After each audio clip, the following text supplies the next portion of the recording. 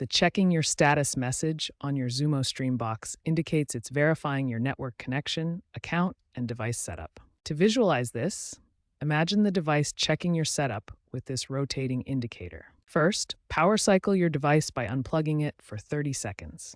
Then, ensure your internet connection is stable, ideally above 5 megabits.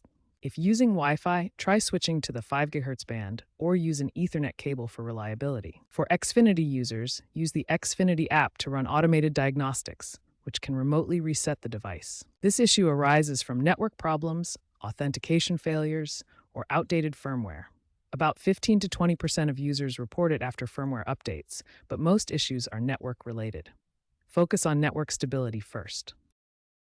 If initial steps fail, reset your network by clearing the DNS cache. As a last resort, perform a factory reset through Settings or the pinhole button. Keep device firmware updated for app compatibility. In interference areas like near 5G towers, use Ethernet connections. Consider VPN for location spoofing, though it's unofficial and risky. Future trends include AI diagnostics in the Xfinity app. A common fix is switching to Ethernet after Comcast outages.